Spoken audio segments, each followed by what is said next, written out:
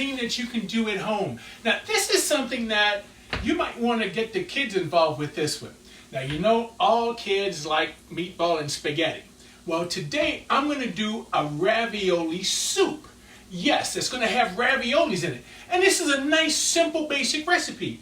The first thing I've started doing already, before you all join me, I had some ground meat, and I started sauteing off my ground meat. Of course, I seasoned it with a little bit of the Creole seasoning.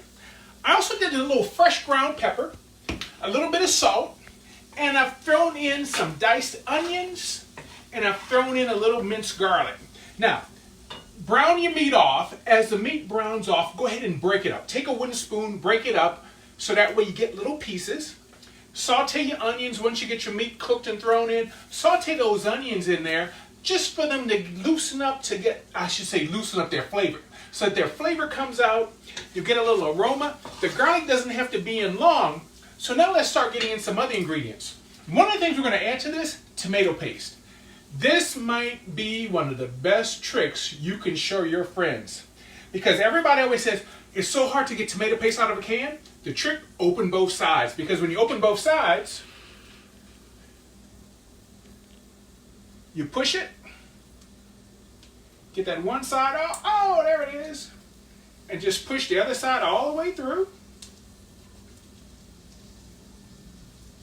And there you go, you can scrape that little off the bottom. Now, if the top comes off on here, just pick it up and take it off.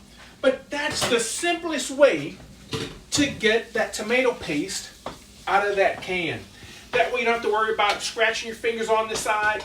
And the other thing, I know you might be saying, man, are you crazy? You said you were making soup. Yeah, I'm making a soup, and the reason I'm doing it in a skillet, so you all can see it. All right, normally, I'm gonna show you another pot that I have going, but I just wanted to do it in here so that you can get an eye on it and see what's happening.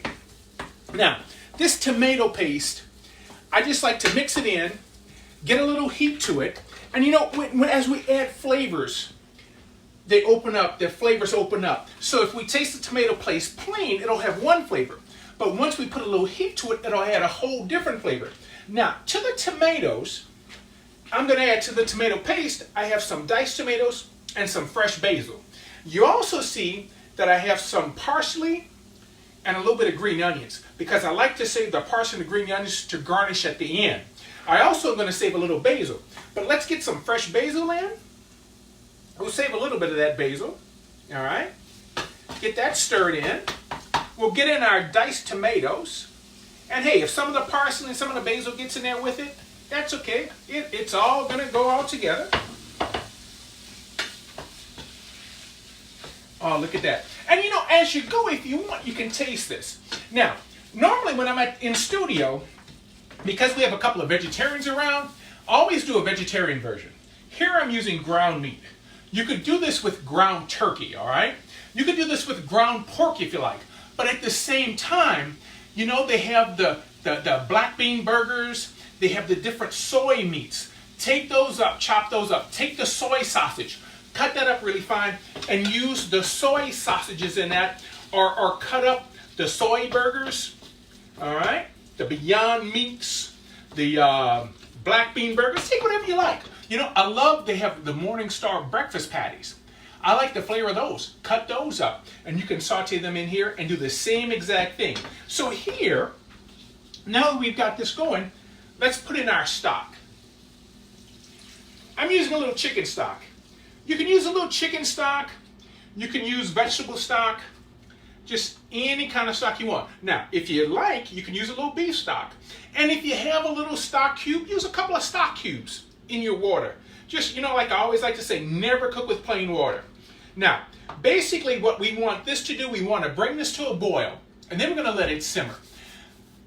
It needs to simmer for at least 15-20 minutes for those flavors to blend. I personally like to simmer it longer. I like it, once it comes to a boil, turn it real low and let it simmer for like 30-40 minutes, just for those flavors really to blend together really good. So let me move this here. And this is the one I had going earlier. Now, with the one I was doing earlier, a little bit of the moisture cooks out of it as it cooks down. And you know, that's not a problem because we can always add a little more stock to it. To this, This is ravioli. Now, this is a regular size ravioli that I happen to have in the freezer. They make mini raviolis, but I tell you what, gang, if you don't happen to have any ravioli, you can use anything, any kind of small pasta. You know, this is a, oh, what is this one? This was a farfallini. This is a lumancini, basically like a little baby elbow. This is a little small flat pasta with a little curve, look like almost like a scallop shell. The other nice thing, if you have any tortellini, tortellini has cheese inside, just like our ravioli. Our ravioli has cheese inside. Here, this is cheese inside the tortellinis. Now, if you want the kids, now this is something that, being a dad, yes, I've done this, and my sons, I hope they're not watching this. If you want, take something like broccoli, steam it, okay? Puree it, put that in. Take some spinach, cut it up real fine, saute that in here, all right? That way they're getting their vegetables as well. The other nice thing is, with the ground meat, if you don't have the small pastas, put in regular spaghetti and tell the kids you made the meatball and spaghetti soup. How about that? And then you can put in like carrots. Take those carrots, blanch them, puree them up really fine, because they'll just add a sweetness to this dish, but that way the kids are also getting their vegetables at the same time. They're having a wonderful meal. And hey, who doesn't want meatball and spaghetti? How about in a soup form? So with our pasta, when you get the pasta in, this only has to cook 5 to 8 minutes, okay? Depending on your pasta. And what happens, sometimes when you put in a ravioli and as your pasta's cooking, you're gonna find it's absorbing some of your stock. So if it becomes too thick, just take a little stock, add a little stock in. If you find your pasta is starting to absorb a lot of your liquid, just add a little more stock to it. And then when we get ready to serve it, finish it off with parsley, some green onions, and a little bit of fresh basil.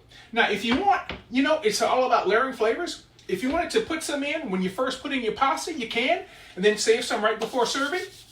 But I find that I love it at the end because it adds a nice pop of flavor. So give this a taste. If it needs a little more seasoning, if it needs a little more salt, if it needs a little more cracked black pepper, that's great. With grated Parmesan cheese that the kids love, this is a fantastic soup that you can make for them. That ravioli soup, or call it meatball and spaghetti soup, whatever soup you want to call it, just get them to eat it, all right? I hope this helps. And if you want more recipes, if you go to the WWL website, WLTV/food.com, all right? Go to the WWL website, and there are more recipes that I've done all throughout the years that are there that you can get some ideas from. But I hope you're having a safe day. I hope you're having a great day. Hope you're washing those hands, okay? Keeping that distance like you should be, all right? We miss y'all. We love y'all. We're with y'all. We're going to get through this, all right? So for WWL TV, I'm Chef Kevin Belton, and we will see you soon. Have a great Saturday.